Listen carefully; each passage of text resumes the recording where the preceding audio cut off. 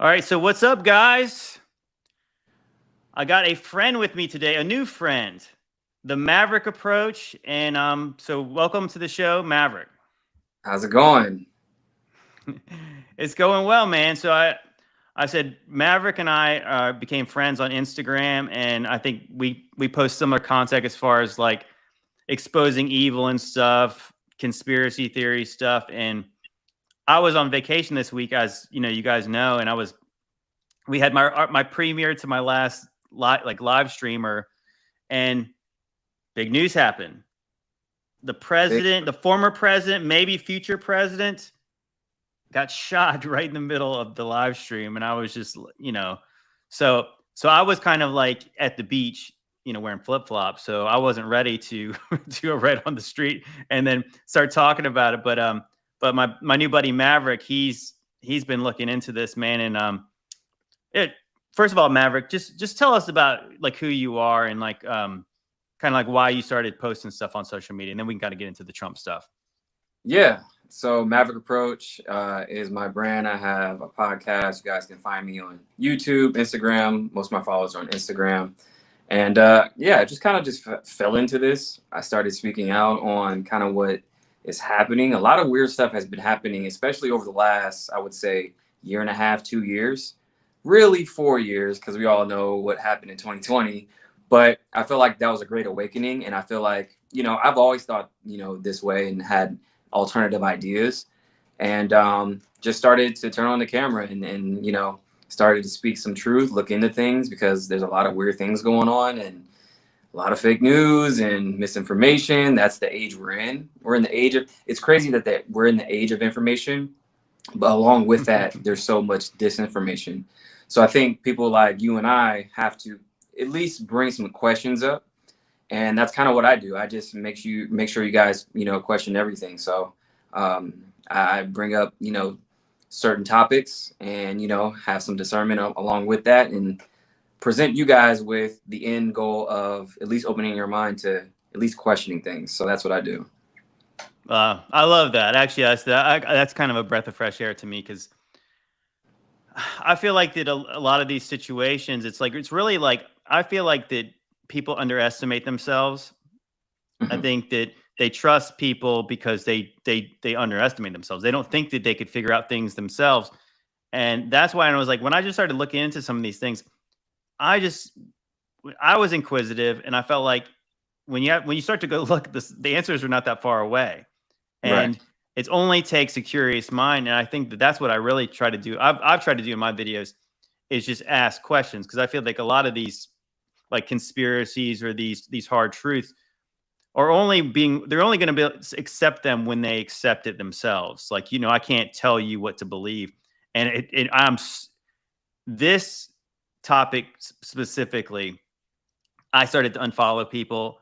The takes people had were so cringe. When they're so sure about things they can't be sure of, I like I said, that's kind of like fingernails on a chalkboard for me, because that's why lots of us rejected like the mainstream news, Right. because we don't want to be told what to think. And so when truthers with the big quotes, truthers start telling you what to think, that's when you start to look for other information, because I don't think that like a lot of these situations we can have our best guess, but yeah, we don't want to replace the fake news by being fake ourselves. And Right. so And so I that's the appreciate that. goal. That's the whole goal, man. Like you said, I saw a lot of theories out there. It seems like everybody's a conspiracy theorist now, and they're looking into stuff. And really, you gotta go to the core facts, and then you have to put motive with that, right? So I'm always asking why. That's Hmm. the main thing. The main thing with any situation, whether it's politics, it can be entertainment, it can be health, whatever we're talking about, the main question is why, or even why not.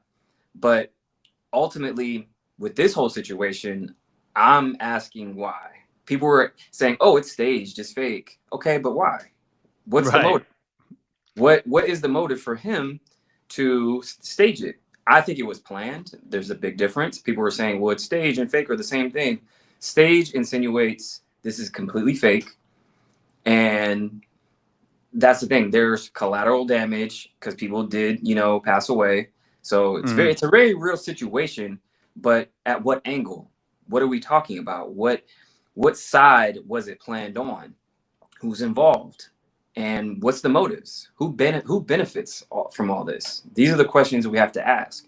And people are just kind of throwing these theories together. Oh, it's a catch-up pack. And it's like, are we really going to take that chance and say, oh, yeah, if he turned his head to 90 degrees or this degrees, it's going to miss him. And he's such a great shot that somebody's willing to do that, to risk their life just for all this as a stage? I don't know. I don't see that as a solid foundation of what happened. So so many questions for sure. I root myself in the why theory. No, I'm with you there too, because that's what some people said. Like originally, like I said, right in my chat, as this thing just was unfolding, it was like, this is Masonic theater. Somebody just said it's scripted. It's okay, but yeah, like, but why? Like, so what we're supposed to believe is, I guess, from like the controllers, the people who kind of run this place, you give them a lot of credit when you say this is all fake, like 100% of it, because it's like, to what end? I mean, because I would say just my early read on this is Trump was already doing better than Biden, right? Right. I think most people would agree. Biden had like the worst week ever. We had the worst day ever when he's calling Zelensky Putin. He's calling his vice president Trump. Right. Then they're asking him about how he's embarrassing himself and he can't think while he's getting asked those questions. I mean, everybody's asking him to drop out. Democrats are saying they don't have anybody. Okay, so Trump, I believe, if there's a fair election, he's kind of got it in the bag, I would say. So is that what what we're led to believe, that if this was a stage almost assassination, were they trying to make him more popular? Because I think that will be the result of this, is like all the things that he's been saying about how people are coming out to get him. It's not a conspiracy that he's getting all these lawsuits. They're trying 38 felonies. And now somebody tried to murder him in front of a national TV audience. And that's the thing. Like, we have to go down the list of things, of attacks that has already transpired. We're talking about, like you said, all the felony accounts. They try to take away his businesses. They try to do everything in the book. Russiagate. Remember Russiagate? I mean, it's like, do you remember the dossier and all that stuff? Like him getting hounded his whole first term, his only term in office. But like, it started out under like his attorney general sits out as they try to investigate him in there. It was very obviously there was nothing. They were literally calling him a Russian agent the whole time. Right. And then they, raided his house and all this stuff. So it's like, if none of that worked, what's the next best thing? And then here we are, right? So only to say that was faked. So, I mean, what about the 5 other things that they did? Are we just going to throw that out the window? And that's what I mean. Have some discernment and be like, okay, none of this stuff worked. Obviously, there's some agenda against him. And you got to ask the question, why? Well, I go by policies. I forget the person, right? So I don't care about what he does in his personal life and whatever else he does. He says off the cuff things all the time. My thing is policies, right? He wants to get rid of the Federal Reserve. He wants to get rid of the IRS. These things are so key to be a successful country, because before 1933, we didn't have taxes. We didn't have the Federal Reserve, right? We had tariffs. These things, that they helped our economy. After 1933, we became the slaves. Everybody became slaves. All the citizens became slaves to this system that benefits them. So that's what he's trying to tear down. I mean, that alone is enough for me to be like, okay, well, he's getting rid of the IRS and the Federal Reserve. these things aren't constitutional. We should be going by the Constitution. All these other things that we're talking about, these state laws and everything else, that's why they created all these state laws and everything else after that. Because before, people don't know this, we used to be US nationals, not citizens. US citizens have privileges. Privileges can be taken away. As a US national, we have rights by the Constitution. So that's what we need to be going by. And, you know, when they have all these layers of, oh, you know, have a driver's license, have a license to carry. Why do you need a license? Before and back in the day, they didn't have that. It was your God-given right to do the ground you stand on. This is my ground, and I have a right to bear arms. That's all that is my God-given right under the Constitution. That's what we used to go by. But now this whole new system is, you know, nobody can get by. Our dollar is losing value. They're de-dollarizing all over the world right now. They're trading between each other. They're using blockchain technology. All these different things that's happening is, you know, against it's our demise right now.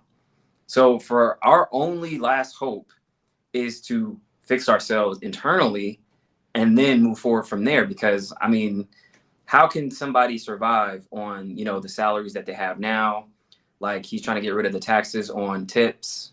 This is the lifeblood of America, right? So I'm all for that. And that's just one of the things that we can, you know, go off of, along with the other things that, you know, he has in his agenda. Yeah, I think that, like I said, I know a lot of people in the chat. I think they're very disillusioned with the whole thing. I mean, I got to be honest. I've been pretty disillusioned. It's funny, like, so 2020 was a very pivotal year for me, and a lot of it had to do with the election. Was like that, you know, I was one of those people. Like I said, don't censor me, YouTube. This is my thought. I thought there was funny business in the last election. I thought he won, and I said I would never vote again after that, because I believe that the Republicans didn't stand up for him. They didn't fight for him. They actually stabbed him in the back. And I was kind of like, well, I'm not going to vote for them who did that to him. And again, so it's kind of like that, again, for the Masonic theater, it's like, so they, you know, which a lot of people would believe in the chat, whether they will vote or not, they believe that there was funny business in the last election. So Of course. they didn't want him to be president. They let this guy who can't complete a sentence, can't walk without falling down, be president. And obviously it's a complete farce. And obviously now they're finally pretending like they just noticed. Oh my gosh, the president's not well. Have you guys seen him talk? Yeah, we've seen him talk like this for years now. It's like, this right. is like, so why are you guys talking about this now? So it's kind of like that. Like, what? Yeah. So what is the theater? Like, what do you guys think this is supposed to be? Because I do think that, like, what I really want to say to people is, I want everyone to be skeptical, but I'm not. You guys should not be so cynical. Right. Because real things are happening. And so if everything is staged, like, did the people who died, were they real people? Or is this going to be like a situation where there's crisis actors, they weren't really dead, it was all catch up? I mean, because it sure looked like a real thing. And like you said, you do give the controllers a lot of credit when guys, real bullets are flying into real crowds, and obviously everybody there is not in on it. Right. So what did they see? There is a few sketchy things with the people who are kind of like not ducking down, though, which I found that weird. But I mean, so there's a lot of questions, and I feel like that when you think about like the big false flags that we have, you know, seen in our lifetimes, I mean, it takes a while for like us to really unpack this stuff, to be so quick to say it's all fake. Right. I mean, I do, like I said, I feel like that, gosh, do you have any skin in the game? Because I mean, I think that, like, for people who have families like myself, have kids, I mean, we're living in this place, to kind of just throw your hands up at all of it and just act like, yeah, there's real stuff involved in this. And like, so what is the story? Like, what are they trying to do? I believe it's my belief that what I saw was like a real assassination attempt. And the one thing I think was, maybe it was more of like a setup than it was fake. Because I think that it looked like a real bullet. It looked like it really hit him in the ear. People really died. And if he would not have moved, he would have been dead. And maybe that was what was supposed to happen. I I think mean, so like I too. said, I'm just saying, like, I think that might have been what was supposed to happen. And if it did, obviously we're having a whole different situation here.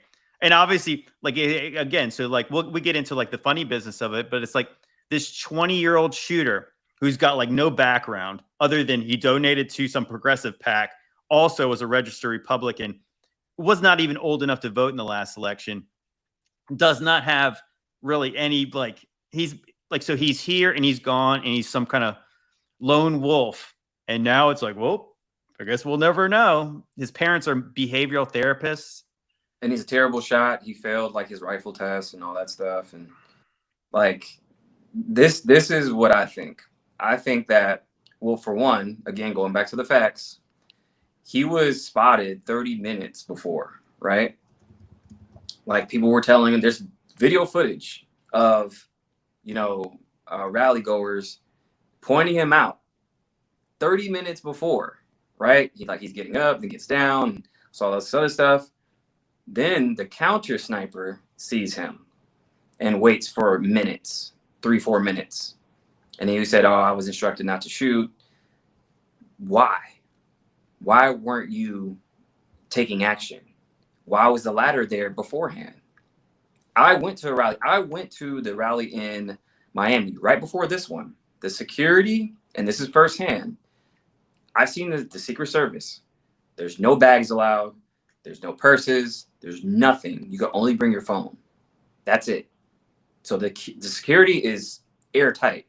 So from 150 yards away, how can the Secret Service, the snipers, nobody see this guy on a building that he scaled with the ladder that was placed there before? Like that screams inside job. And then allowing him to take the shot or shots and then take him out.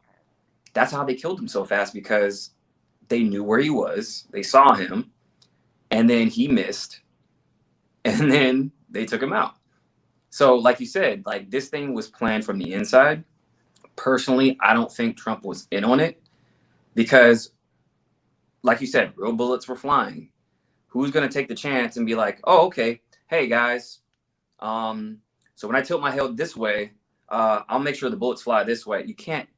Even the best shot in the world wouldn't take that job, because it's impossible to do. I'm just going to graze your ear. Hey, I'll graze your ear. Yeah, I imagine you can imagine the meeting. It's like, hey, we got this plan. We're going to shoot you in the head, but don't worry, it's only going to be your ear. And you're like, wait a minute, exactly. You sure? Should I be real still? Like it's crazy to think that like that if it was a real bullet, which again, I'm sure some people will say wasn't, again, but without knowing anything. Well, they're saying all the people in the chat, all the people in the chat who say they know everything that know nothing. And I'm not even, like I said, this kind of cynicism is not helpful, because again, like who are you going to reach when you say, oh, it's all fake? Nobody's going to believe anything you say when you're that cynical. Like you have to bring you have to come with some receipts if you're going to just say that stuff. Right. So, I mean, so when it comes down to it, like, yeah, the thing that I think most people have asked, including myself, how did the guy get off like 5 shots? I mean, because that's when you're like, okay, there's a guy with like a 50 cal sniper rifle pointed straight at there. There's no way. There's absolutely no way, as the people in the crowd are yelling, hey, there's a guy with the gun on the roof. And I think, was it like about 3 minutes before he got in a position and then took the shot? I mean, that is absolutely crazy. It is. That could happen. And yet it did. It doesn't make sense, only because, again, I saw the security. It was airtight. And 150 yards is not far. You could still see. So, and then, the Secret Service were notified, didn't take action. And they had a ladder there, still didn't take action. They didn't lock down that building. All these questions. Why? And then he still missed, and then they took him out. But here's the thing. Then there was conflicting reports about who it was. First they said it was Mark Violets, and now they're saying it's him. Now another name is being thrown around, Maxwell Urick, and they're saying it might be him, and they were to cover up only because he was at an anti-Trump rally back in 2016, and they're saying he's a part of Antifa, and they're saying that it's him. So, which is not to be confirmed, but it does kind of look like him from that shot that they showed, where after they shot him. I'm like, well, that does kind of look like him, but I mean, that's here nor there now. But it's just all these different questions. But for like how you said, I totally agree with what you just said. You're saying people are throwing up their hands. Oh, it's completely fake. Where's your evidence and why? Like, we can't just say, oh, it's all fake. Right. Again, like, so what? Yeah. To what end? Like, to what end? So he'll become president.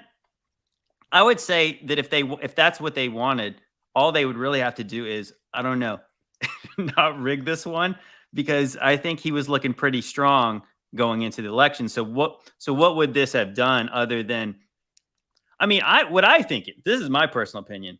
I think when you go back and look at all the false flags over the years, they're actually pretty sloppy. They're like real people have done them. Like, when people think that they can do all this 4D chess and manipulate people like that, and then this guy can just graze him, but also that it's this big deal, and then they got this photo op where he's pumping his fist. I mean, I think that you're giving them way too much credit when you say they can plan it to this level. I think what's more likely is they wanted him to not win. They wanted him to get shot. Right. And then there are some crazy things, and I don't know if I'll pull this up, but I had there was something from this, and like I said, this is just talking, right? So this is not, again, I don't want to like get hit with like the misinformation tag on here, but I got sent this message on it was like some creepy quote from Joe Manchin. Have you seen that? No, I haven't. Okay, so let's see. I got this quote from Joe Manchin, and it said, here's what it said. No, it's over here. Where's that? Oh, Joe Manchin said, somebody said 6 days before he survived this assassination attempt, Manchin made an eerie prediction. Ryan Nobles, are you personally confident that Biden has what it takes to not only continue the election, but also then to serve another 4 years? Senator Manchin, if you just wait until this weekend, there'll be more that comes out. I believe we'll have a better, clearer view of what's happening. Okay, so did any news come out on the Biden side that maybe confirmed that he's going to be a better president? I know that's not a lot. But what came out this weekend that would say that it has this unrelated to this? I haven't heard anything. I mean, there's the other conspiracy that's like the timing of Nikki Haley going to speak at the RNC, was 20 minutes before he hit the stage. Does anyone like Nikki Haley? I know. No, I mean that. I mean, for one, I don't think her and Trump are very close, and it's like he's going to be the nominee. Like, that's weird. That she's going to speak. It's almost like, was she going to get pushed onto us if he would not have, if that young kid who got likely MK Ultra didn't miss? Maybe she was probably their next best selection. Oh gosh, I mean, it is crazy, and for all you people, it's like this is not a Trump campaign rally here. No, this is just real talk. Is that I don't put my faith in politicians. I certainly don't put my faith in any men. But it's crazy to think of the people who do, because you think about it, if your faith was in Trump, man, an inch, the bullet goes an inch this way, and he's gone. And so then, so who do the Republicans even put up there to go against Biden? I think everybody at that point is going yeah, it's just really going to buckle in for this next 4 years. This is going to be. And another thing too, I always follow the money, right? So when it comes to, I'm pretty sure a lot of people have seen it. So the kid who attempted to shoot him or attempted to assassinate him, he was in a BlackRock commercial. Did you see that about 2 years ago? I did see that. That is absolutely, I mean, to the people who say it's all staged, okay, I'll give you that one. That's a little weird that guy It is is weird involved. to a degree of this. It's staged or planned to the degree of who benefits, right? Like I said before, who benefits? BlackRock, they fund wars. You know, they fund both sides of a lot of different agendas to push because ultimately they make money. So when you go back to him being in a BlackRock commercial, that means they had access to him, right? So they shoot a commercial, he's there, you know, they're like, oh, maybe we can pluck this kid out of the whole, you know, bunch and kind of, you know, like you said, NK Ultra or whatever they do to him, and then ultimately get him to the point to where they riled him up to go try to assassinate him. Right?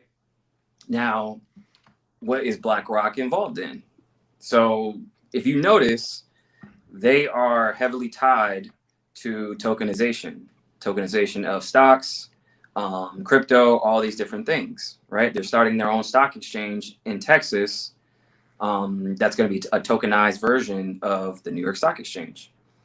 If you notice that as soon as the assassination attempt happened, Bitcoin goes up.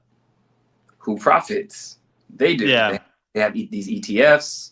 They're heavily invested into it, billions in dollars. Like BlackRock is the biggest asset manager in the world, you guys. You don't think for 1 second they have any kind of say so on what happens? Now, I'm not giving them that much credit to where they run everything and run the world, but they definitely run America. So at least to that end. And I feel like I mean, they can pretty much buy and sell anybody who they want to. They can sway an election. They can put policies in place that help them. So that's some more questions we have to ask. Who benefits? So that's one side that I can definitely see that, you know, happening, because it's a little weird that he was in a BlackRock commercial and then, you know, now they're making money and everything else. Yeah. Well, you know, it's another question is like, so who stands to obviously take a hit in their pocketbook? Well, this is an Alex Jones take because I just heard what he said about this. But of course, you know, our best indicator of the future is the past. Again, like as Solomon once said, there's nothing new under the sun. Right. So John F. Kennedy was believed to be ready to pull the troops out of Vietnam, and then look what happened now.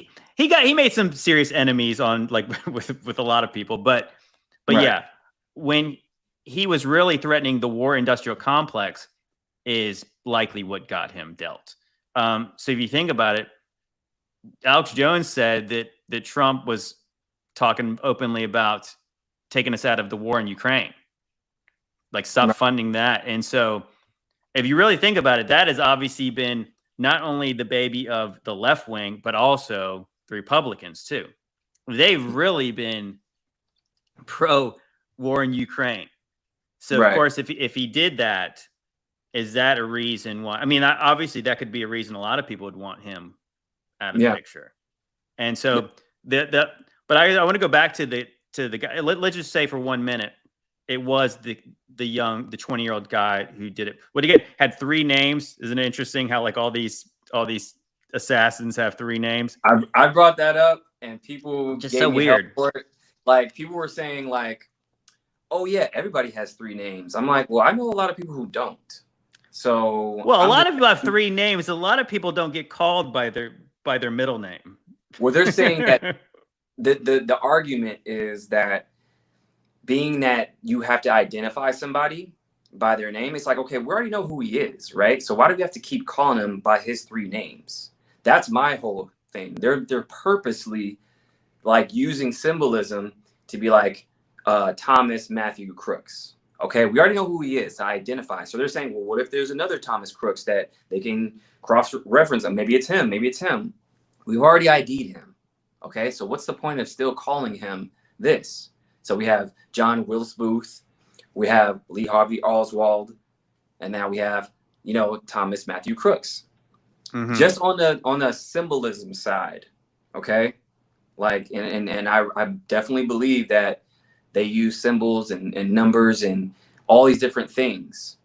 They do these things purposefully. So that's my whole argument. I'm like, that's kind of weird that they're just calling this. So every assassin has to have 3 names. Isn't it funny that like his middle name, but people don't know probably what Trump's middle name is? Everybody knows it's a J, but his name is not J. His middle name's not J. You know what I'm saying? Like that, we don't know what the president's middle name is, but we know what this guy's middle name is. Right.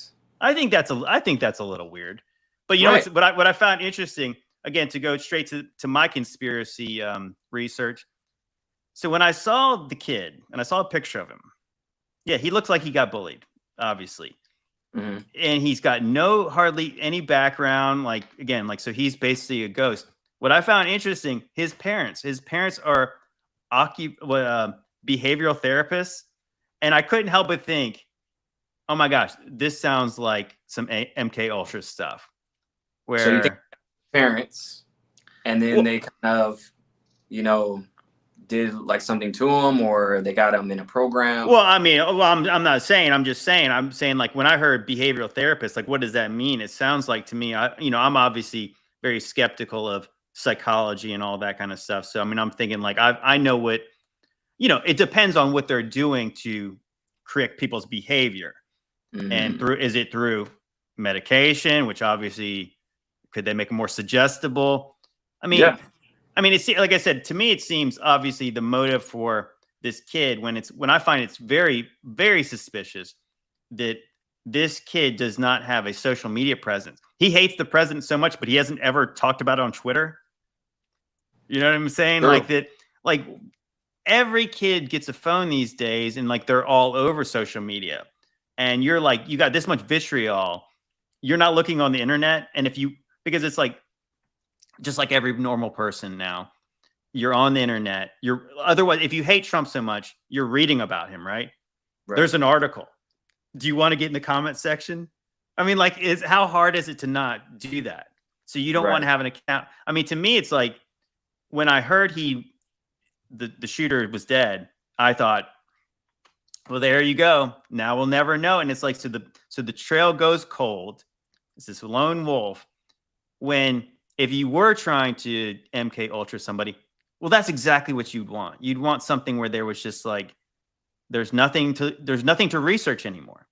Right. This kid had mental problems, blah, blah, blah. He was bullied. They're saying he's on the spectrum and all that. So they're saying he had autism and all this other stuff, but we'll never know now because we can't talk to him or see his personality ever again. So like, yeah, there's no way.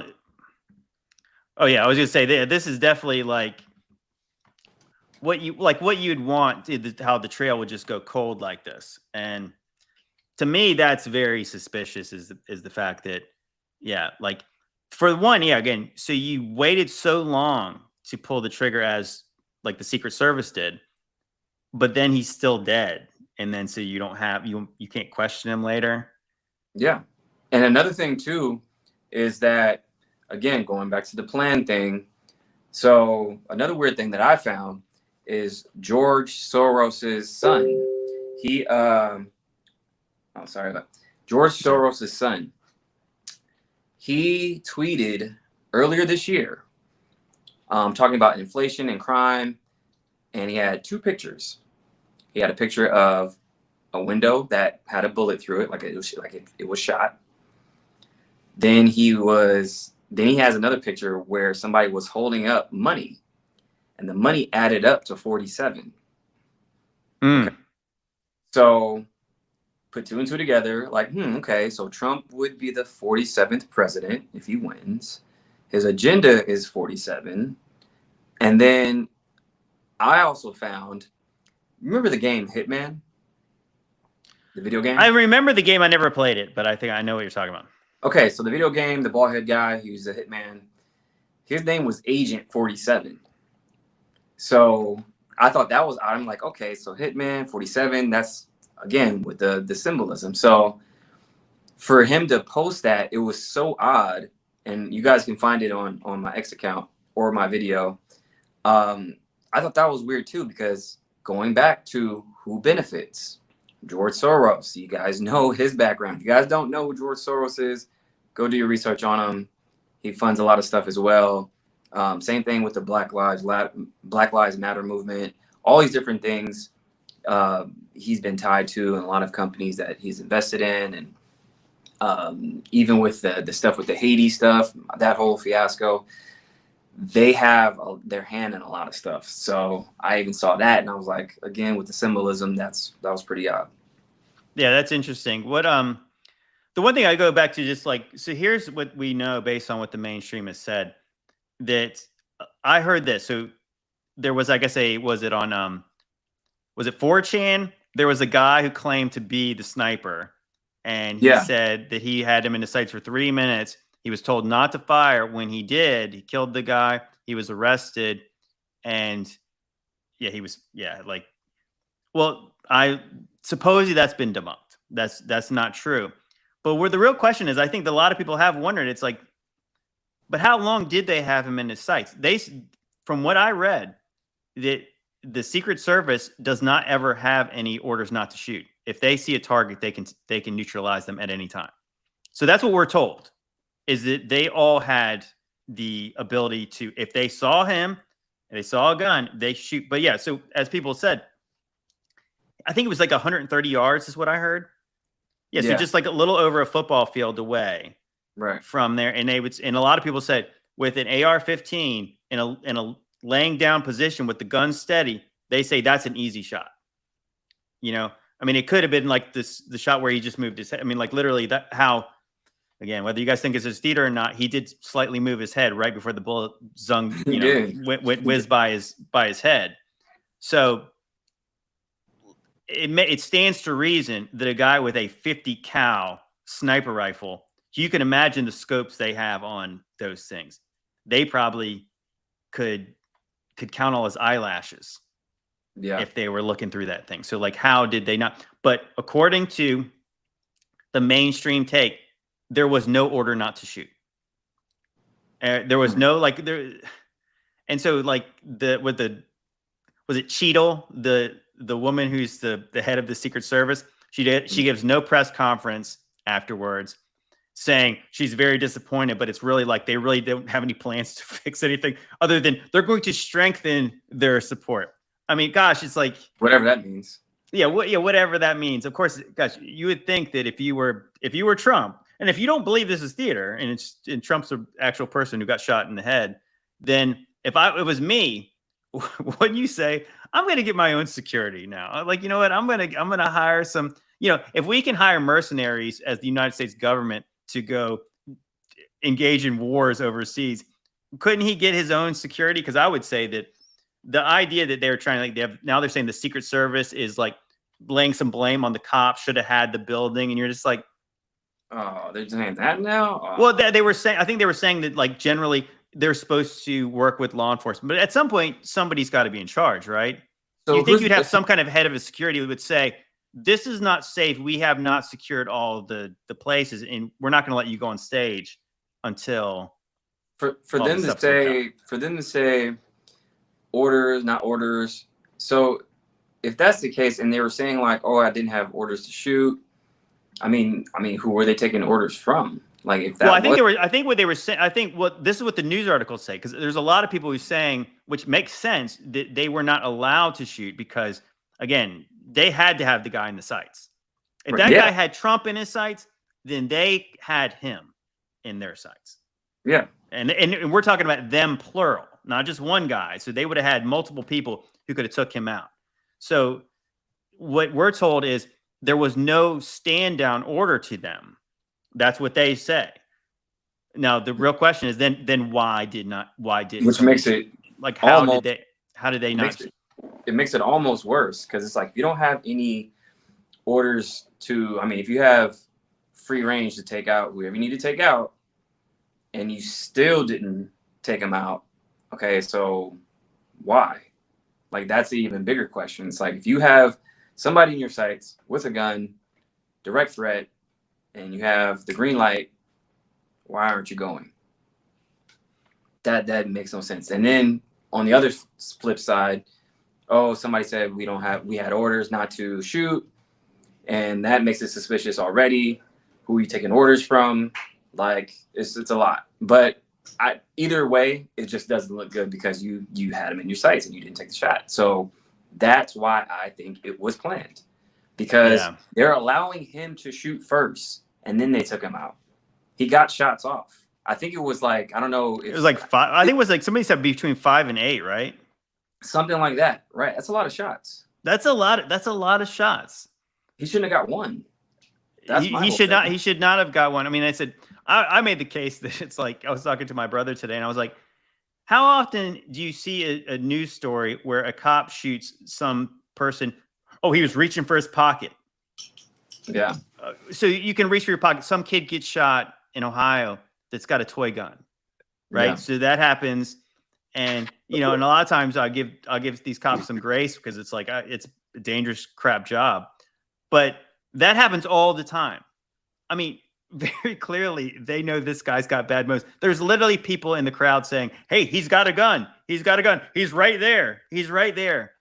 And if there that many people in the crowd see it, obviously it's like you should have saw some commotion from law enforcement or something who's like over in that area. I mean, It's hard to believe. I mean, if you've been at one of these events, like how much law enforcement is like around the perimeter and stuff like that. I mean, like, so maybe you might have an idea of like what that looks like. Yeah. I mean, again, they have metal detectors. They had Secret Service everywhere. As soon as I walked to the front where the metal detectors are, Secret Service says Secret Service right there. They're letting you know right there. They have rifles, all kind of guns, right? They're lined up. There's no bags, no purses.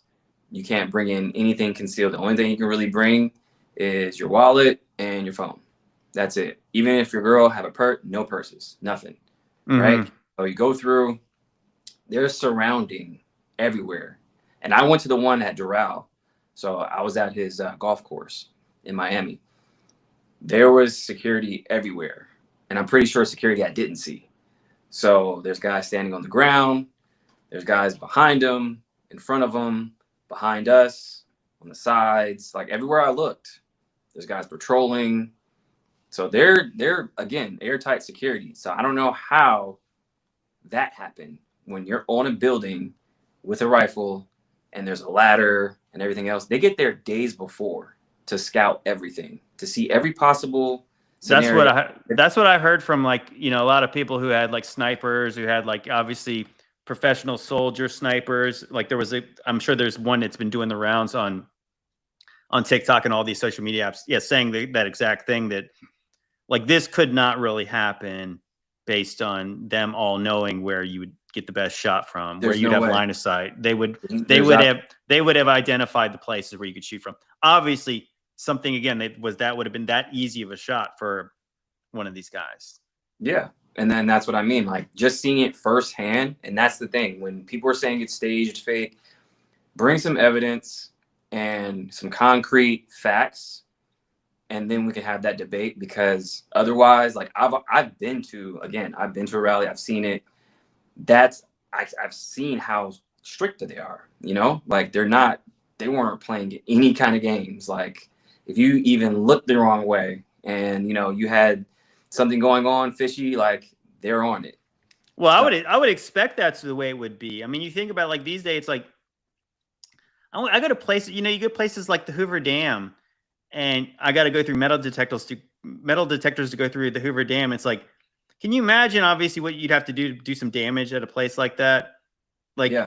And then you're talking about being around. I mean, I think a lot of us have had times where presidents and vice presidents have been in your town, and what kind of entourage they come with. I mean, the one thing that I was saying, I had an instant reaction. I went on TikTok Live and I talked about it a little bit, and I was like, the crazy part is like there was a period in our country where it was not uncommon for presidents, vice presidents, presidential candidates to be shot. Like you think about, you had Kennedy, you had his brother, then you had who was it? Ford got shot. Reagan got shot. I mean, so how many people got shot that were either running for president or were president? And was that like in 15 years, you had 4 of them? And then you think about like, I mean, how old are you, Maverick? I'm 39. Okay, so I'm 45, and so like basically we've had about the same presidents where it's like I think Reagan was mostly liked. Bush people didn't really like him, but I don't know if they hated him. Um, Obviously Clinton, the right wingers hated him, but not like hate like that. Right. But then you had George W. Bush. He was hated. I mean, Yeah, he George was. W. Bush, he was hated. Obama was hated. Obama Obama was was there. hated. Trump was hated. Right. Biden, again, I don't know. It's like almost like, is he hated? I mean, he's just more like. You, But a lot of people feel point sorry being was for him. I would put those three presidents up against the top three hated presidents before them. Mhm. Like, and so it's almost crazy that this has not happened before. Because I think that again, like there's this prophet going around who, again, he actually did prophesy something that was kind of on the nose that he said was going to hit him in the ear. I think he said Yes. ruptured eardrum. I saw that. I don't think it's that much of a prophet to say that someone's going to try to assassinate Trump. Because again, I think that a lot of people were questioning like how nobody's took a shot at him before. Right. Even And Tucker Carlson was saying that. Tucker was saying that in an interview some months ago as well. He was saying, hey, they threw all this stuff at him, doesn't work. The next best thing that they're going to do is try to take him out. And then here we are. So, I mean, yeah, there's been predictions, and it's not like it's a pretty big target as far as that when we're talking about, okay, somebody's going to take a shot at Trump. It's only kind of a matter of time. So it's like, it's not like the way he went about it though, like the way he prophesized it was a little crazy though, because he was saying like it grazed his ear, then he fell to the ground. He was pretty specific. I was like, yeah, that is kind of crazy. But again, I mean, like Tucker said it, a lot of other people said it. I mean, I even had conversations. I'm like, hey, if they don't get him in jail or all this other tactics don't work, they're probably gonna take a shot at him. yeah. I mean, I guess that's the thing. It's like I mean, to me, I've always wondered that. Like, I guess when I'm just saying like that, as somebody who like recognizes the hate and the vitriol for some of these presidents, like I'm always thinking every time I see him in the public, I'm like, I wonder if this could happen because I always thought like there's got to be people who are willing to do it. I mean, this is the country, believe it or not, there's school shootings all the time. Like, it seems more likely that you would have somebody taking shots at the president who people hate than kids, innocent children. But I mean, so Yeah. to me, that's actually like I've always raised an eyebrow about that. Like that's weird. Yeah. So you have all these random school shootings, but this is the first time somebody's took a shot at a president or a presidential candidate since 1981, I think.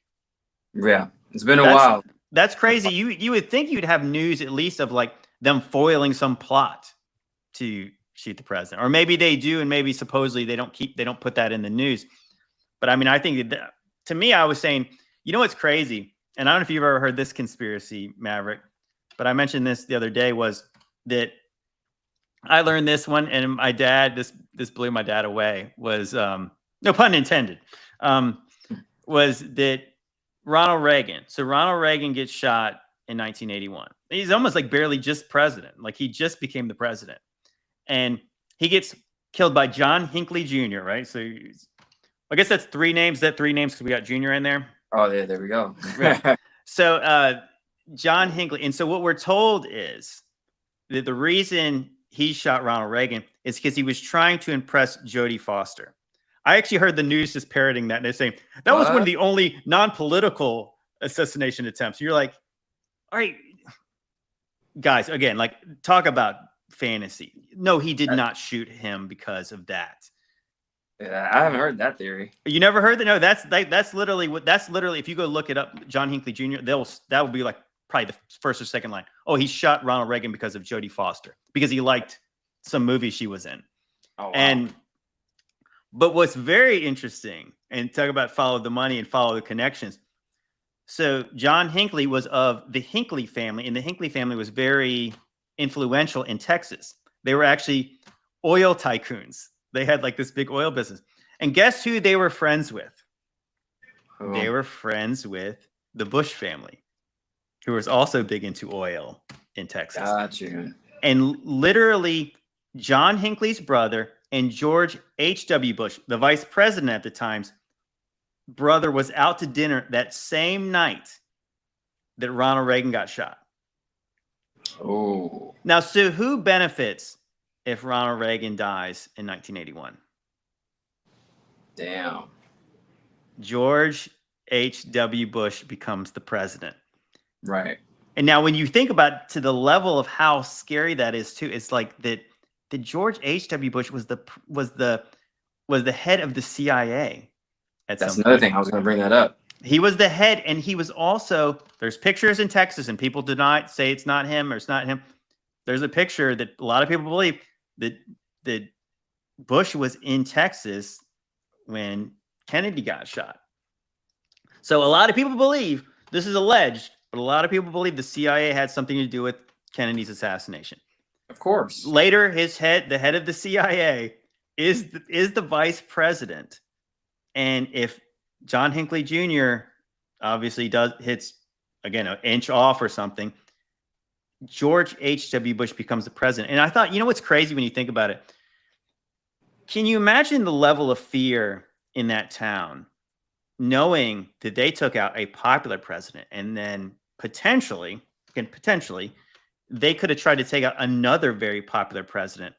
And you almost think about, like, that wouldn't be a bloodless coup. That would be just a straight up coup to take out two big presidents like that. And so then you think, you go all the way back to President Trump. Remember when he came out against the intel community?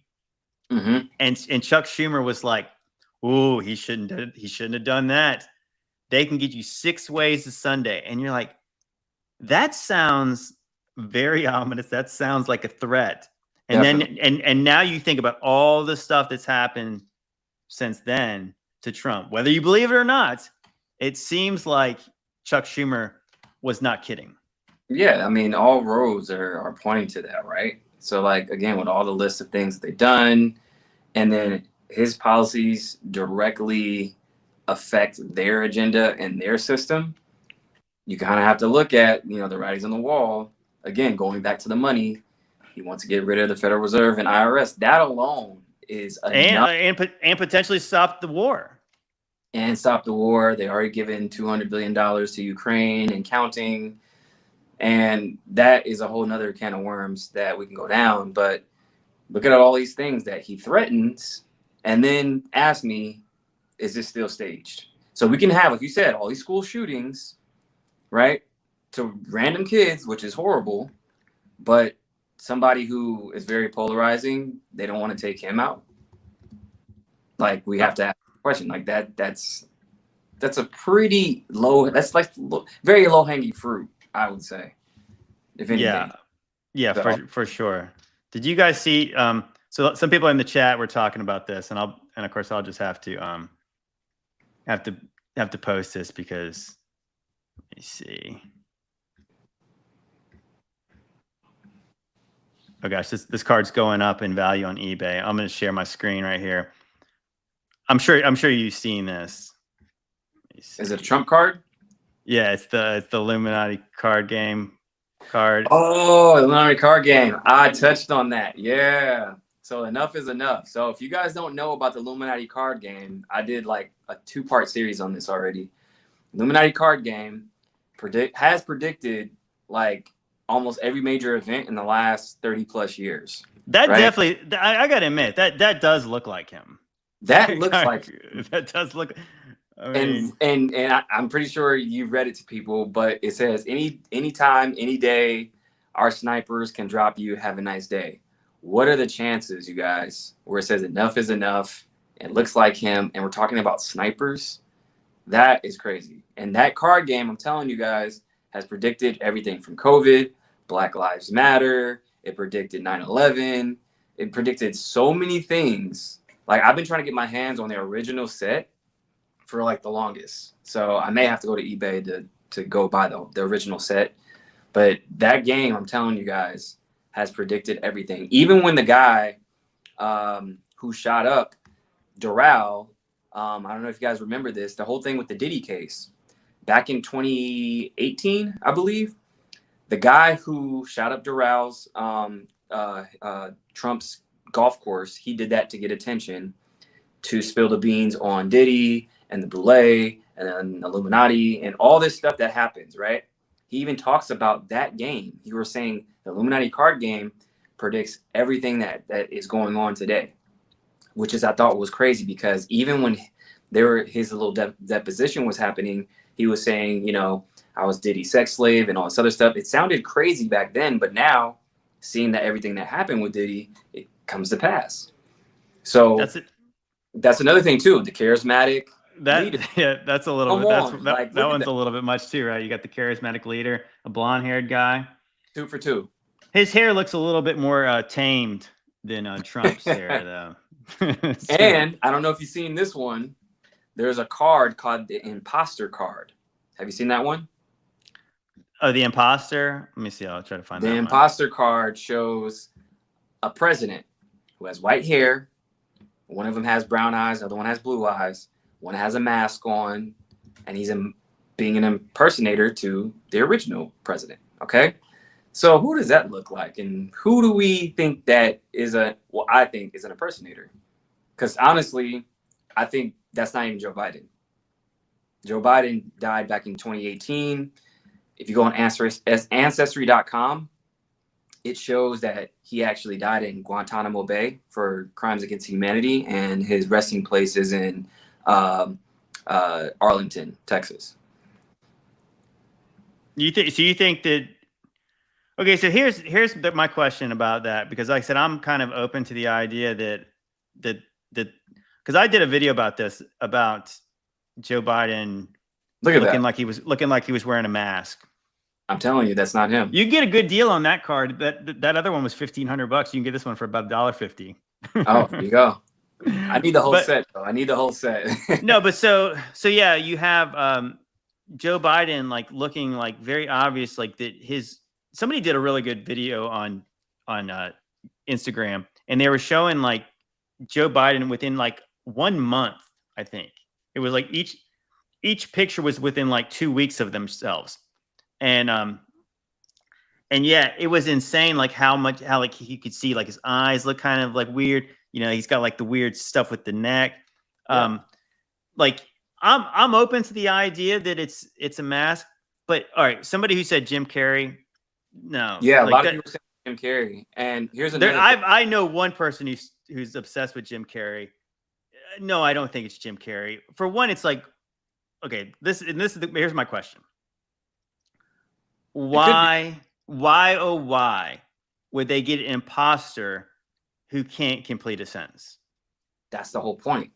They want somebody incompetent to remove him, to replace him with somebody else who can go against Trump, right? So I don't think that he's actually acting, or he's actually has dementia. Also, he's acting like that. I think that if you have an imposter who's very incompetent, that's a stage play. So, I mean, because it makes no sense to have somebody impersonate somebody and then they go off the rails. So they're fixing some kind of agenda happening, right? And for the person who said Jim Carrey, I'll bring you this. I'm not saying it is. I'm not saying it isn't. But Jim Carrey, he works a lot. If you look at his filmography, he has a lot of movies, and he works like every year or every other year. Tell me why Jim Carrey has only done one movie in the last 4 years. Last 4 years, who was president? Then think about it. The movie that he's done is only one series. Technically, it's 3 movies, but it's all the same series. It's Sonic the Hedgehog. They done 3 Sonic the Hedgehog movies. He's in all 3 of them. So think about it. He can do all of his scenes for that whole series in a few months. So now the rest of the time he can play Joe Biden. Just a theory. So you think it is Joe Biden? You think Carrey is Biden? He's already played Biden. SNL. He's done a great job. Yeah, but he doesn't really look like. I mean, like, I guess the thing is, what I've seen and the video I shared was, I believe there's high level like mass, so they wouldn't need Jim. I mean, Jim Carrey, his impressions of people are not all that good. They're funny. I mean, he's a comedian, so it's kind of like that. You would get somebody who is probably less goofy to play Biden, because if the mask looked like him, you wouldn't need an A-list celebrity to play the guy, right? Because all you really need to do is and mumble and stumble over himself. It's like, I mean, somebody who says, "Oh, it's Jim Carrey because he can fall down upstairs." Like I couldn't fall down going upstairs. I was like, oh, well, he falls He just does it like so well, he, though. Like he he does it so falls well. he falls just like Jim Carrey. You're like, He does. He does it so well. You got to remember, Jim Carrey is like a cartoon character. He is the master of like, he does impersonations, but he also, if you've seen his earlier work, like when he was on the well, Johnny yeah. Carson Somebody show, said Jim can literally change his face, but I mean, that's the point. It's like, but I'm saying that if you watch like a la the Mission Impossible movies, like those masks are so good that yeah, you don't need a guy who can change his face because he's like, obviously we're not talking about somebody wearing makeup. We're talking about a mask. yeah. But to stay consistent, that takes a high level actor. To stay consistent in that character, to where you're studying that person and giving off this persona, I think you would need somebody who can almost downplay it and play this role to a long, it's a long game. So, I mean, to have some random person just go up there and just act like somebody, they may slip up, they may change their voice or their mannerisms. So he's a master at that. So he can stay in character. He even said it himself. If you remember on some of his later, I forgot what it was. I think it was Jimmy Fallon or somebody he went on. He was like, Hollywood is not what you think it is. There's, they keep you distracted. There's all these different things that happen in Hollywood that you guys don't know. He was throwing up the Illuminati sign and all this other stuff as a joke, but he was really going in depth because after a while it wasn't really funny. It was just like, why is he saying all this? And he was like, oh yeah. And then he was like, even Jim Carrey himself is a character. He's like, I'm not really Jim Carrey. It's like, it's a person that I'm playing for you guys to enjoy and everything else. He's like, everybody has a mask, and that he went down that whole, rabbit hole and how we have characters that we play and whatnot. I was like, that's really interesting for him to say. And it goes right into what that theory is. Well, I mean, at the same time, so when he played Andy Kaufman, he like I never was like, oh gosh, that's Andy Kaufman came back from the dead. I mean, like I could tell it was Jim Carrey playing Andy Kaufman. I mean, he's a good actor. He's funny. Like I said, I just don't know like what the point is unless they were just doing it to mock us, because I think that would be the only reason. Okay, so he plays Fire Marshal Bill. Biden and Fire Marshal Bill kind of resemble each other, but I mean, like Fire Marshal Bill is literally Joe Biden. Well, I mean, he is now because Biden is literally looks like, he's becoming like the Crypt Keeper at this point. And that's what. But if you look at his face, like if you look at the Joe Biden we had in the Obama era, and that's the thing, that wasn't that long ago. And yeah, you get old, but your face doesn't change. Your nose. Well, your I used to attribute this to, he got a facelift. But at that age, you get a facelift that old? That's very risky. You don't. I mean, no. I mean, I'm not saying. Well, I'm not. Well, yeah. But the point is like, yeah, these people obviously Botox. I mean, do you remember when? What's his name? John Kerry. Do you remember back when he was running for president and he had like a million wrinkles in his forehead and he got all Botoxed out and he had like this completely iron looking forethead, and it was funny because he didn't move after that. But you still. I guess my point is that you could imagine. I mean, like let's just say. Occam's razor, the simplest example might be the correct one, is that, hey, he's really old. They don't want him to look so old. So maybe they just say, hey, we're going to take you to some kind of day spa and we're going to tighten your face up here. And then like now your earlobes they're going to connect because we have to attach your face to your ears in order to hold back your skin.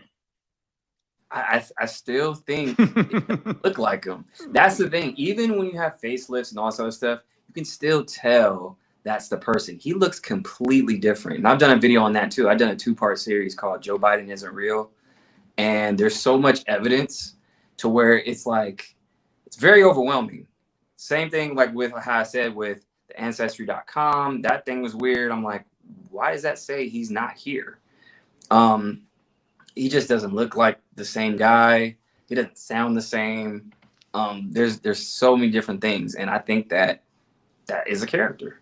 Well, I mean, I'll say this, that I would have thought like And so again, so yeah, so what end though? Because again, what if it's just some old guy with dementia and he's really not running the country? Because that's kind of what I've just always assumed it was. Is like that he is milk toast enough where they could maybe convince people that, hey, you recognize old Joe? Like he was the vice president. He's fine, and we'll put him against Trump. And if you hate Trump enough, you can vote for your Uncle Biden.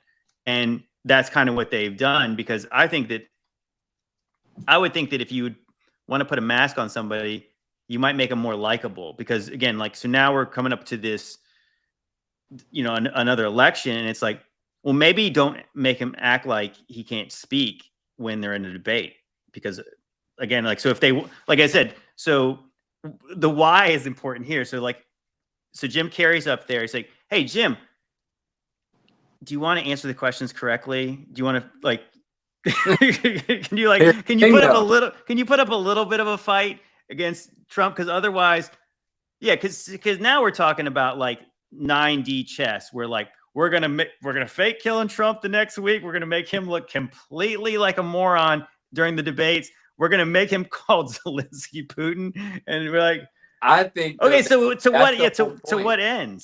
That's the whole point. Jim Carrey can't play Joe Biden forever, right? So that's the whole point, is to control him and then eventually move him out the way, right? So I think that this whole system that we're in right now, it could be to dismantle it, right? We have an opponent that nobody likes, with Trump.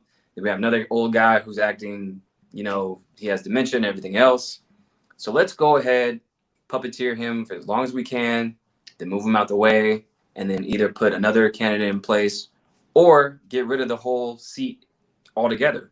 Because I think that if and when Trump wins, he's going to be the last president.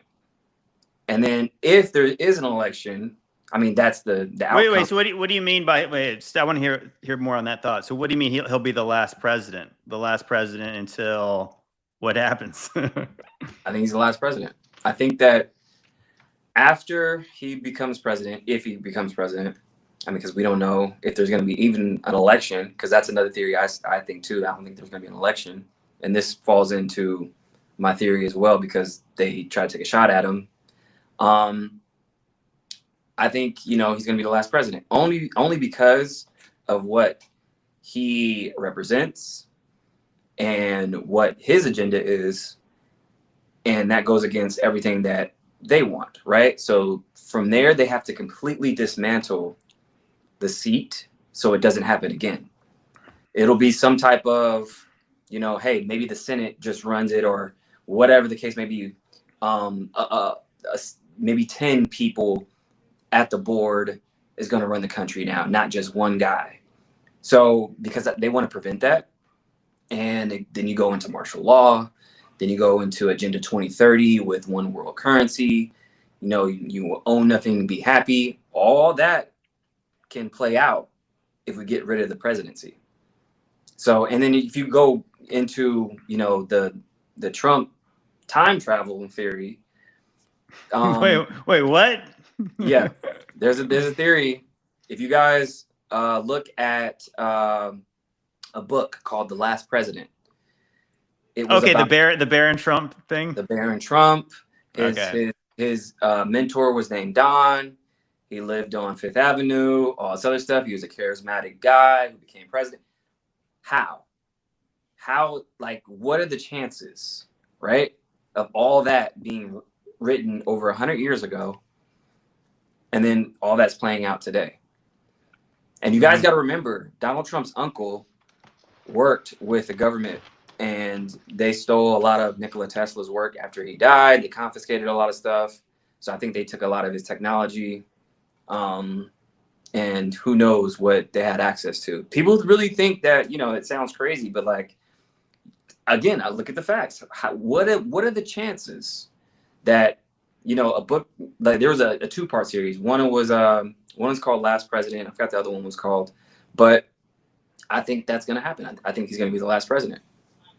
What's interesting, again, to go back to history, is that, for Rome. So Rome was a republic before it had emperors. And so like the first kind of like unofficial emperor was Julius Caesar. And he actually labeled himself the title of dictator because they didn't want to be called kings, because then they would know. So like like an emperor was not actually as a big a title as a king. And so the interesting thing about the Romans, they did it kind of the opposite way, where they tried to pretend like they had a republic for a long time, but they had a dictator, starting with like Julius Caesar. His big mistake was announcing it so publicly that he was kind of in charge, and that's what got him unalived. And so then going forward, the other emperors, they really tried to downplay that they did have all the power. They tried to wear multiple hats. They had different titles and things. And so like, to me, it's like the presidency's only gained more power as far as like the way they've taken it, you know, because like they don't make many laws now, but the executive has, you know, all these executive orders and stuff. So they've actually given them more power. I don't know. To me, and it's funny, like to the chat, I know that, you know, like, because we agree so often, you're surprised when I don't agree with you. But like, I would hope that you guys would know this about me by now. I'm really skeptical. So in the same way that I don't trust the media, I don't trust all y'all either. I don't trust anybody all the time. I don't agree with anybody almost. There's not one person I agree with all the time. So it takes me a long way. I need a lot of evidence in order to believe something. So, because I am a pretty grounded, logical person, despite what people say, you know, that I need a lot of evidence to get me to the positions. And I'm willing to believe some crazy stuff, as you guys all know. That being said, the way I see it, I would say that based on somebody who believed we were in the end times before I believe we're in the little season. And I don't know if that's probably a whole nother conversation, but I have long believed that the people in Davos, the kind of like the George Soros types, have tried to move us to a one world government. And I don't think, like I said, I don't think that's a conspiracy. I think that's obviously they're openly talking about that. Right. It's been my belief that cannot happen with a strong America. And I would say, based on history, America was obviously more independent when Trump was president 4 years ago, right? Yeah. I would say that. So what I'm saying is that what everybody else thinks, I was saying like that, whether Trump's a good guy, he's not a good guy. I would say that they hate him for some reason. And I don't think and I don't think these people are all acting. So I think that, to me, like if he is the president, if he wins the president, I'm not sure how much he can stop what's coming. I think that he can delay it. And I think he did delay some of the stuff. I think that my belief has always been that it was likely, if Hillary Clinton would have won in 2016, the things probably would have played out more smoothly. I think that like 2020 was such a train wreck because it didn't go. It like the script did not go the way they thought it was going to go. And so now we're coming up to now where it's like, I think that they probably do. I think that obviously that Agenda 2030 is a real thing. It is. If Trump becomes president, I do wonder like how he fits into that, because I'm sure like if he does what he says he's going to do, again, there's more likely that we're going to have more capability to be independent. He's going to try to put more tariffs in. He's trying to make us stronger as a nation. And that literally is antithetical to what all the momentum of this world right now. And so that's what I'm saying. Like, I think that really he is, whether he's the good guy or he's the bad guy. I mean, I think that based on when he was president last time, I think that seems like makes sense to me. I want to ask everybody in the chat a question, all the audience out there. Do you think that COVID would have happened if Trump wasn't president? And I say that only because I felt like that was something that was thrown on him. That was a curveball. It literally took out the whole world, paused it. And I mean, just think about it. He won in 2016. We didn't have any wars going on like we do now. Everything wasn't perfect, but it was on the right track. He had, Putin at bay. They respected him. He had Russia at bay, Putin at bay, which is, that's it's not. I think that Russia isn't the bad guy, I'll say that. I'll just put that out there. He had China, on the ropes. We need to bring back jobs and everything else, which is not a bad thing, right? So now we're just an ATM to like all the like Israel and Ukraine and like I completely moved out of California because it just got so bad. The crime is out of control.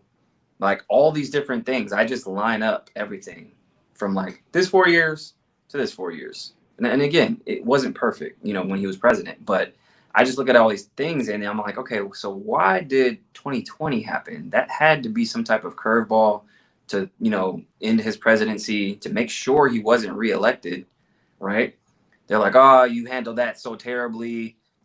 You guys got to remember, Trump has only been in politics for what, 4 years, 5 years, whatever. Like before, when he was first president, like at that time, we're lining up his 4 years of presidency to Joe Biden's 40-year plus, 50-year plus, political career. What tangibles, what evidence, and what things has he done that's solid that made everything better, right? Like what did he prevent? Biden's. I don't see anything. There's nothing that you can tell me, right? If we're if we're funding wars right now, that can't be a good sign, right? That can't be. Like there's serious things that are happening right now around the world that we're involved in, right? Like so, show me some concrete, facts on, oh well, this is better this time. It's like taxes are out of control, inflation's out of control. We can't get a grip on anything economically. They're de-dollarizing right now. I've never seen this. The de-dollarization right now is so out of control. China has dumped 53 billion U.S. treasuries. That's the most in U.S. history for anybody. Like around that's never happened. So that alone shows like, oh, okay, well, you're not the world reserve currency anymore, or we're leaning towards that. So, okay, well, we can deal with Russia, India, BRICS. That's a very real thing. Nobody was worried about that. They've been around for a while, but they seem to get a lot of steam right now. They've been on the rise. All these other countries are teaming up because they're like, okay, well, maybe we don't need the U.S. dollar. Look at who they have at their look at who's their leader right now. So I think that we need a strong leader to like be respected and say, okay, let's bring jobs back to America. Let's start looking out for us first instead of giving billions of dollars away, because that's costing us. That's costing our kids right now. Like we're not even thinking about ourselves. We're thinking about generations down the line. How are we going to get this, spending out of, in control? So You know what? You know what I was thinking of, like I always go back to like movie references. Did you ever see that Doctor Strange and the Multiverse of Madness movie? Yeah. I know that the comic books, obviously, they're like this, the stories that they make into like Disney and Marvel, obviously at this point they change them radically. But what was interesting about that movie was that you have the Scarlet Witch and then you have Doctor Strange, and they're fighting over America Chavez. And I remember like the whole movie hinged on like America's got to die. And I couldn't, of course, at that time, I just couldn't help but think like the way they were basically saying like they need America's power. And that's what I'm saying. Like to me, that again, like as a lot of people in the chat would believe, and whether they're in on the Satan's little season or we're in the end times, either way, we're talking about a gathering of nations. And I don't think, like you said, a strong, independent America would never join a one world government. So again, you'd have to have a weak America. You'd have to kill America in order for this to work. And I think that seems to be the goal. I think the one thing that I don't know how many people know this, but the inflation. I made videos about that. There was this kid, or not kid, but this young guy. What he ordered his Walmart shopping cart, like the full order. Did you see that video? Yeah. Yeah, it went from like 126 to 400 and some dollars, like 300% increase at least. And what a lot of people don't realize is I think between, was it sometime in 2020 to 2021, they printed 80% of the US dollars in circulation In existence in history. within like 6 months. And then, so then right after that happens, the war in Ukraine starts, and they started to blame all the inflation on that war. And it's just like, gosh, I mean, that's the kind of thing where it's like, I'm kind of with you guys where it's like, does it really matter who's president? Because like, I don't know what can be done to undo that. And I think that, again, like we go back to like BlackRock, you have all these multinational companies buying houses in America. Now you look at the housing market, it is an absolute nightmare. And so, I mean, it's my belief, and I've said this for a while, that I feel like that, and without an act of God taking place anytime soon, this country is a generation away of not having a middle class. And if there's no middle class, I think that obviously the elites do whatever they want, because if you have just a lower class and then you have aristocrats, well, the aristocrats are obviously going to try to keep their things and they're going to do whatever. And obviously they're going to benefit in the next system. But the people who are going to own nothing probably won't be happy. That's going to be everyone else, because again, the middle class are the people who are screaming about their rights and the things they worked very hard for, rightfully so, like that they don't want to give them up in this system. But I mean, I think that, to me, that's what makes sense, is that they're trying to do this. And yeah, and I don't know. I mean, all I'm saying is like that it seems to me, again, whether you believe this is all theater or not, they don't like Donald Trump a lot. And I remember, and I always go back to this, where I feel like I've been like Trump. I will say I'm the most fair, most humble host you guys have. I feel like I've been so fair on Trump that I point out that I said what I felt. Here's what I'll say. I'll give you guys all the things I don't like about Trump, so you guys can say, oh, he's not just a shill. Operation Warp Speed. I hate that. Obviously, I hate that stuff. I hate him touching the Wailing Wall, which, again, I don't believe that's actually the wall of the temple, because Jesus said all the stones were going to be destroyed.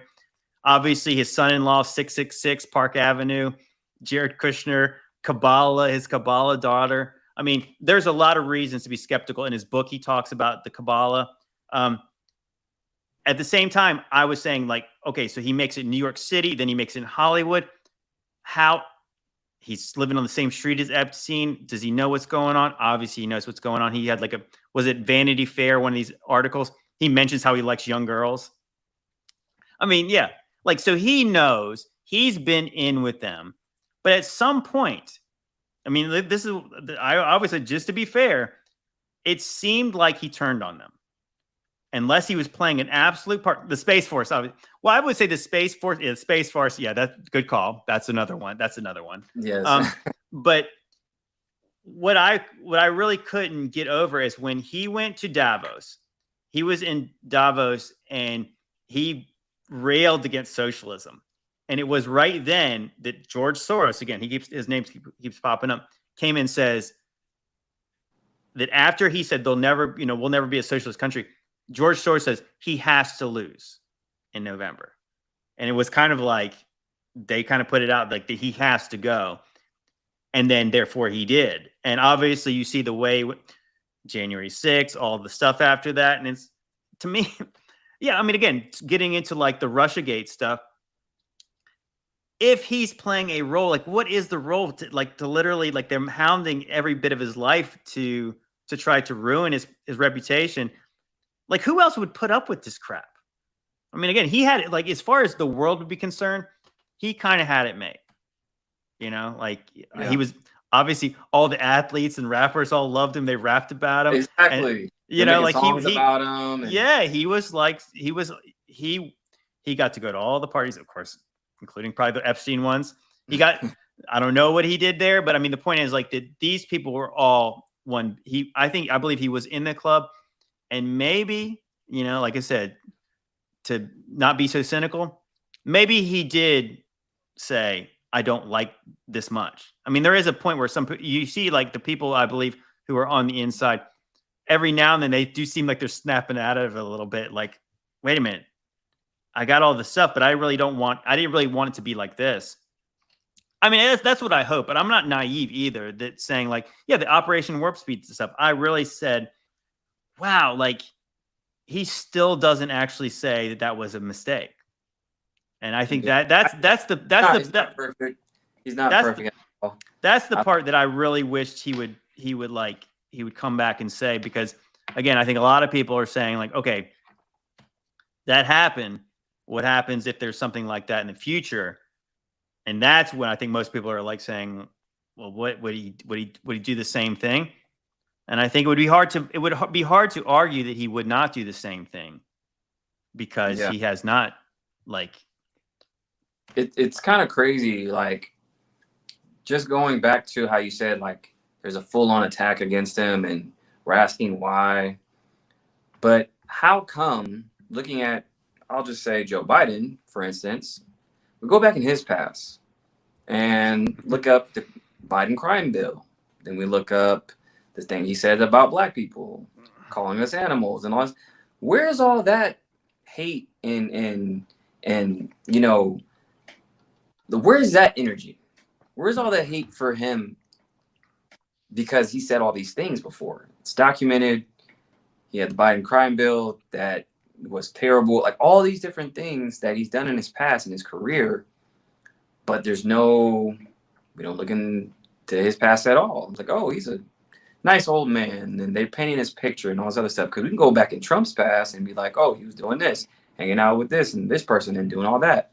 But you got to look at, like, if we're going to be fair, we got to be like, okay, Trump did this and then Biden did this back in his past. But that's not happening. They're painting the picture and they're throwing monkey wrench after monkey wrench in his plans, trying to like throw him in jail and indict him. It's like, Joe can always say he forgot his past. That's a fair point. That's funny. To be fair, I don't remember that. You're like, I can't say that he's lying. I don't remember that. Did I say that? Oh, I don't know. Like, well, I mean, I think that obviously the double standard in politics. I mean, I think this is my belief, and this is why I was belief. Again, if we're just talking about like this is not all just some elaborate work by the puppet masters, or at least a complete one, is that people were talking about, okay, so who would replace him if he stepped down? And I said, if they had somebody, he would have already stepped down. If they had somebody else who was a viable candidate, that would have been the president now, because they would have ran that person 4 years ago. But they don't, like, nobody's emerged. They didn't have anyone then, and that's why it had to be Joe. And what about Newsom? What's that? What about Newsom? Newsom, like I said, Newsom, he's a TV president. He's like, he's fine until you actually listen to what he says, and he's not liked in California. I mean, you think about, like, I think he's like one of these guys who, like I said, you could imagine he's got the look of the president.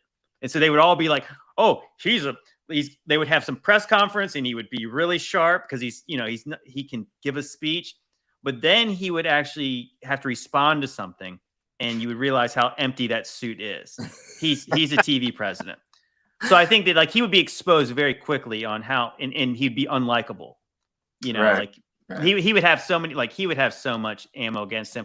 But I mean, I think that, I think from the outside looking in, it'd be like, oh, he's the opposite. He's got this GQ look. He can speak well. He's the opposite of Biden. And then you would actually, like, you get to know him for over like 2 weeks, and you'd be like, he's as bad as Kamala Harris. Yeah, and so he's not prepped enough, is what you're saying. They got to prep him. No, I just think he's just terrible. I mean, I think he's terrible. I think that, like, he is an empty suit, and I think he would be exposed by somebody like Trump, like, quickly. He would.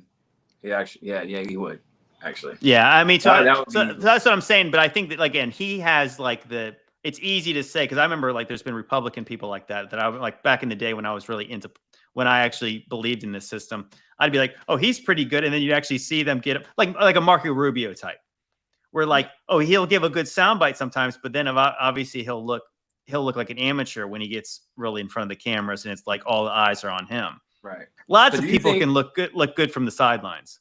So do you think that this current system that we're in now, do you think that it needs to have a complete reset, like a restructure, because I hate that term. reset. Yeah. I think we need that. You know why? I think we do need a reset only because you got to remember this system that they created, at least for America that we're talking about, was created 200-300 years ago, right? So if we're talking about that, the country was a lot smaller, set of different problems. It's a completely new world now. That system was built for then. How does it work for now? Because we have AI, social media, and all this crazy stuff happening. None of the stuff they had back then structurally doesn't work for today. How, like, what, so our system is broken, antiquated. Yeah, so I think that we need to at least upgrade it, if not tear down at all, and then just look at something new.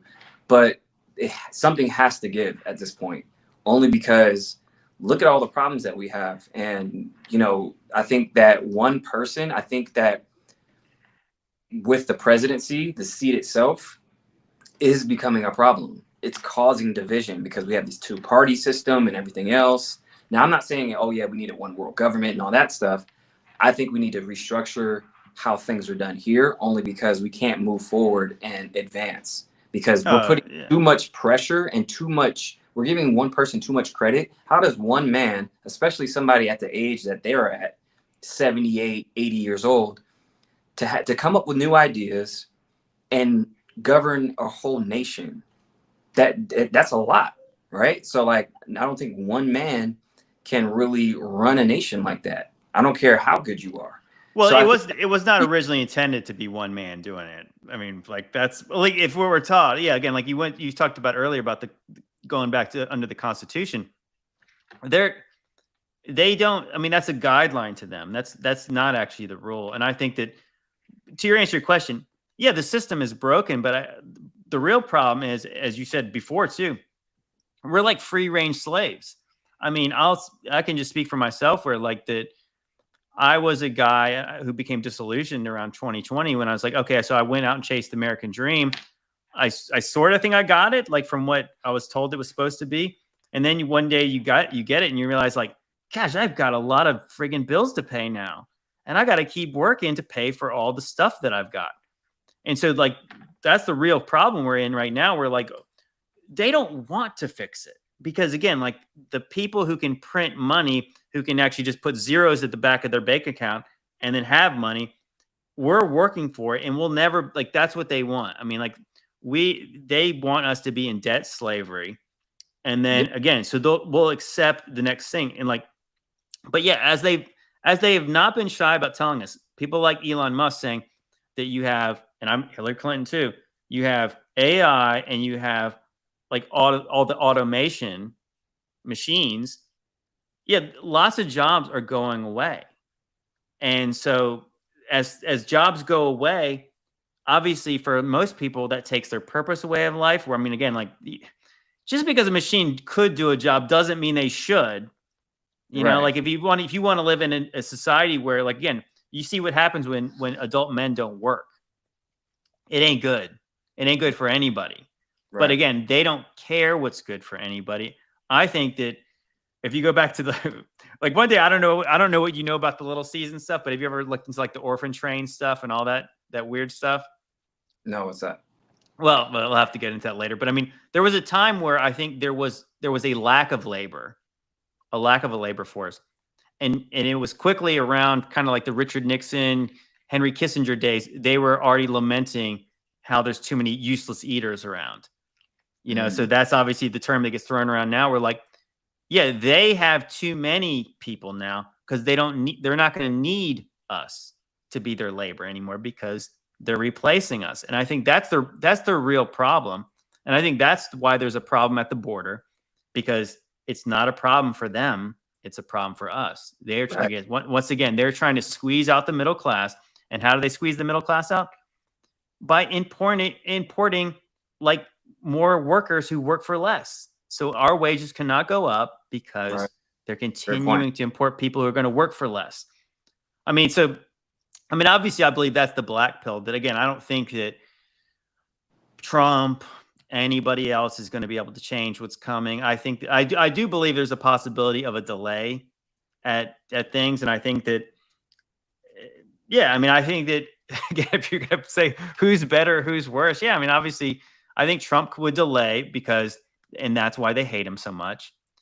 But I think that the people who plot against us, I believe they work in centuries and not 4-year terms.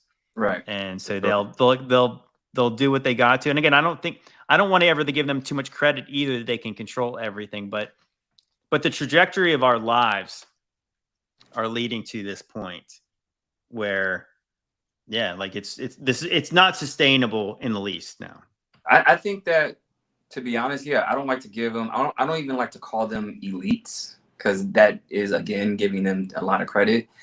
There's strength in numbers, right? So if everybody, at least in America, just stop going to work, stop putting your money in the banks, stop paying taxes, and we all agree at one time, what do you think the system would do? Okay, what do you want? They would have to answer to us right away. We have to be on code and on one accord, because they can't control everybody all at once. You can't. I don't care how powerful you are, how much money you have, how much influence you have. The people, the strength is the people. The money is the people. We are the currency. We are the power. It's our faith in the system too. It's like that's the crazy part is like that our money literally is just like debt notes. And it's like once we realize that all they are worthless paper, then the whole system would collapse. I mean, that's what happened. What was it like last year when there was like potentially a run on banks, and you realized that if everybody tried to take their money out of the bank, there is no money. All the banks would collapse. All the banks would collapse. And so like if we all said, hey, everybody, tomorrow, everybody go pull out your money right now. You can't. There's only, I would say, what, 5, maybe 7%, maybe 10% of actual. Gosh, yeah. It would ruin. I mean, like I said, that's what I'm saying. So like the one day when they say to panic, it will be done. I mean, that's how crazy it is that how small a thread this system hangs on. Yeah. But this is why this is why they have so many distractions, you guys.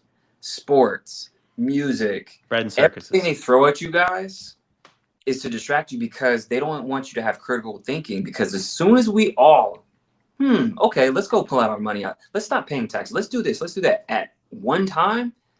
The game is over. That's it. And that's why they throw so much stuff at you. That's why I used to love basketball and, all this different sports and stuff. I used to be glued to my TV and my team. Yeah. None of that matters now. What is the Lakers winning a championship do for me in my life? Nothing. Absolutely nothing. It doesn't change anything. They win some more money and some more clout and everything else. But what do I get? Yeah, I get a pat on the back. Yeah, my team won. It's not my team. I don't own that team. I put money in their pockets. I go see their games. I go buy their jerseys and stuff. So really, if everybody just stopped watching sports, guess what? There is no NBA or NFL or all this other stuff that's distracting us. It's the bread and circus. They used to do this back in the day. Hey, give them, a chariot race and everything else. They'll never riot against us while we make the laws and everything else.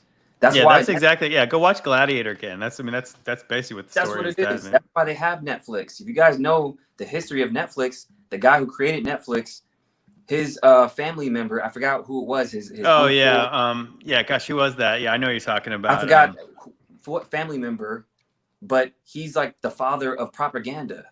Look it up. Like, you guys got to realize what you're doing every day, because this is why they have so many distractions. That's why I'm like, okay, when everybody's looking right, I'm looking left. Okay, what are they doing? What policies are they changing? And when they have some bullshit thing in the media, oh yeah, Taylor Swift does this. I don't care. What does that do for me? What are they doing over here with the laws and policies and everything else that really matters, that affects my life directly?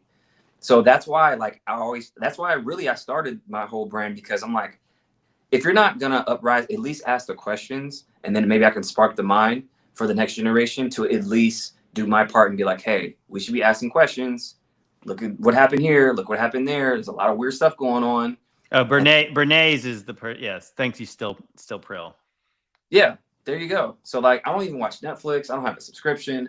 I don't subscribe to any of that stuff. And that, I mean, hey, to each his own. Like, I understand that, you know, you want entertainment and everything else. But even watching movies, I'm a movie buff. I love movies, but now I watch it with a different lens because Oh they yeah. always put stuff in the movies. Everything that I've seen so far has came to pass, or almost, you know, damn near. But like, I think that everything they have to show us before they do it. And this is why the Pentagon has a film fund. They're directly involved with Oh Hollywood. yeah. They have why does the Pentagon have a film fund? Ask that question and then, you know, come back to me, because they're directly affecting our psyche. Where, you know, when it comes to music and movies and everything else. Like, I was just watching, remember the old movie Running Man? Oh yeah. Mm-hmm. I was watching that and I was like, oh my God, this is happening right now. This is crazy. Like, this is actually what we're living in. Like, to take some convicts and I can see that happening. I can see that being a show today. Like, hey, Yeah. some convicts and they can fight for their lives. And if they win, great. If they don't, and then that part where Arnold Schwarzenegger was like beating everybody and they had to like kill him off and they Yeah. used They AI. faked it. They Mm-hmm. faked his death. And they were like, yeah, we won. I'm like, that's right now. AI and deep fake and all that stuff, we don't even know what we're watching anymore. So I'm like, we're living in those times. Like, What if it's not Running Man though? What if it's what's it called? Total Recall. oh my God, that's Total another one. Recall is the real creepy one where it's like you have memories implanted in people, and you're That's not even yours. Oh, like that's that one is like, yeah, I have actually started to think about that, like the idea of like the simulation theory. I don't believe we live in a computer, but I mean, if you really think about it, like that, it is crazy when you start talking to people and you realize that like their reality is different than yours. Like, you know what I mean? Like that, mhm. like when you realize, I believe most of these things are spiritual conditions of like why people can't see things. But it is crazy to think like when you see that and they're putting that stuff out there in like what I can't remember if that was late 80s or early 90s when that came out, but a long time ago. Yeah, And I believe that they can do stuff like that. I believe it too. And I think that, again, going back to the spiritual stuff, going down that rabbit hole, I think that's another thing that they're putting out there. And I think that with the aliens and all that stuff, these are interdimensional beings and like it's a spiritual aspect. So I think they're releasing this information to like prep us for whatever's to come, because that's a whole nother like rabbit hole that you can go down. But like, why are you guys releasing so much information about aliens now? Like, before it was like, oh, let's not talk about it, classified. But all of a sudden, yeah, we saw this UFO here. We confirmed, like they confirmed aliens a few times and all this. Like, why now? Are you guys getting ready for some type of spiritual warfare? Because that's what we're in right now, for sure. We're in some type of spiritual warfare, no doubt about it. Well, it's So interesting. It's interesting that that was at Werner von Braun. He mentioned like that is like the last card. You know, not the Illuminati cards. Because I think that was it's a little after him. But the point was he was basically talking about these kind of phases of the deception. And if you really think about it, you could see. I mean, like I could see this in my brain, like how this would work out, where you have like a collapsing economy, like a post collapsed economy, and then you have at the same time they're distracting people with like an alien invasion, and it's a reason to come together, and it's like you have no reason to stop it because again, like you own nothing and you're not happy, despite what the slogan was, and then you have this one world system, and I think Project Bluebeam. yeah, well, and I think the funny thing about it, I was talking with Brian about this Demon Racers. I guess you guys have done some live Yeah, streams yeah, together, we did. and we talked about this. That I once thought Project Bluebeam was going to be some holographic image projected into the clouds or something. But the funny part about it is that's not how people see the sky anymore. They see the sky through one of these. So Right. you wouldn't even necessarily need to do that. You would need real looking videos on people's TikToks or Instagrams, YouTube, and then you'd have the news all in force saying it's real. And that's enough to be Exactly. Project Blue. They wouldn't even need to do real life holograms in And order to again, convince you of something. And again, what did you just have in your hand? A phone, right? Mm-hmm. When it's not on, what is it? A black mirror. Oh yeah, yeah, definitely. What TV show that everybody loves that shows you all this cryptic stuff? Black Mirror, right? So like Yeah, they're showing it's you chilling. again through movies and TV and everything else, even the back of your phone, right? If you have an iPhone, what symbol does it have? A bitten apple. That's the Oh forbidden yeah. fruit. That's literally a forbidden fruit. What does a Mac have to do with Apple? Right? You call it Macintosh and all this other stuff. It's like what does it have to do with technology? Apple. Like a bitten apple at It's that. all about the serpent. It's always about the serpent, the Right? knowledge, the knowledge So of good and evil. right. So they put these things in your face. Like it's all in front of your face, you guys. Yeah. All right. Before we close, I wanted to address one more thing. I forgot to bring this up earlier. Trump is not the Antichrist, guys. I know the people here know that, but gosh, some people know enough about Revelation just to be dangerous. When they're like, "Ooh, is this the fatal head wound that the whole world marvels over?" All right, this was not a fatal head wound. He got his ear nicked, which I'm saying, obviously if it was me, it would be the biggest deal in the world. But no, it was not a fatal head wound. I mean, like that take right there. The funny part is that people saying that Trump is the Antichrist. Okay, show me in the Bible where the Antichrist was a Presbyterian first. I mean, it is funny to you think about it. Like, let's just be biblically accurate for 1 second. Okay, the spirit of Antichrist denies Jesus was God's son, right? That's what the spirit of Antichrist. I mean, Trump, whether you believe him or not, he claims to be a Christian. He claims to be a Presbyterian. Isn't that kind of funny? Like that. So you think that the Antichrist is going to actually is going to give credit to Christ first, and then eventually he's going to become the Antichrist. And another thing, It's just so dumb. Like, I mean, I think that's the problem. Is like that every Christian hot take conspiracy theorist says, I know a little bit about the book of Revelation. Obviously, the current popular president or presidential candidate is the Antichrist. Every person in our lifetimes has been saying every president. Obviously, there's lots of people that said Obama was. So I yeah, a guess lot of it's people not said that Obama now. about Obama. Now it's Trump. It's not. And another thing too is, isn't the Antichrist very well liked? No, you know what? That's the thing. There's a lot of misconceptions. There's a lot of people. It's more like a game of telephone. If you actually read into the Bible what the Antichrist is and what the funny thing in the book of Revelation, the Antichrist is never mentioned. It mentions the beast, but I think the beast is actually the empire, the Roman Empire. It's not actually a man. Now, there's a mention like there's the man of perdition. John mentions the Antichrist, but I think what people believe is he's popular because it mentions in Daniel that he's going to make a covenant with many. But I don't believe that's the Antichrist making a covenant with many. I believe that's Jesus when he comes, because I think some people are conflating when the prophecies when Jesus comes, the Messiah, and he makes a covenant with many, means like there was once just a covenant with the Jews. He makes a covenant with everybody. So now we have everybody has an opportunity wherever you're at to accept Jesus. And so I think that, but a lot of people have projected the idea of what the Antichrist is supposed to be. And I mean, it makes sense in a little way that like you have somebody like Trump and Obama, their cult of personality. And so some people, it borders on idolatry, the way they talk about these people. But no, I mean, like I said, on this channel, the way we talk about it, it's like, I believe Nero was the Antichrist way back in the 1st century, because the gematria of Emperor Nero in Aramaic was 666. There's so much more. We're going to have to do a whole podcast just talking about how Nero is likely the Antichrist.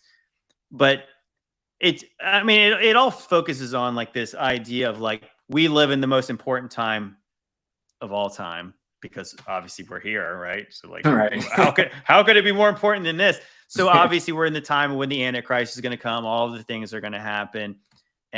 But again, people have been saying that forever. Sure. And I think to me, it's like, point being is like, if you don't want to vote for Donald Trump because of Operation Warp Speed, I won't actually give you a hard time about that. I get it.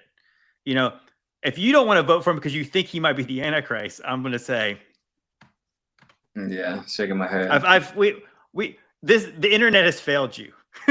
Like you've gone too far down the rabbit hole. It's like, yeah, I would say this: don't believe the news, but don't believe the people who call themselves openly satire accounts. Do not believe the people who wink at you when their videos are done. Do not believe every conspiracy theorist without checking the receipts, just like you would if it was CNN. You know, especially if it's somebody you see on TikTok. I mean, good grief. Yeah. You gotta take everything with a grain of salt at this point. Well, anyways, Maverick, any closing thoughts?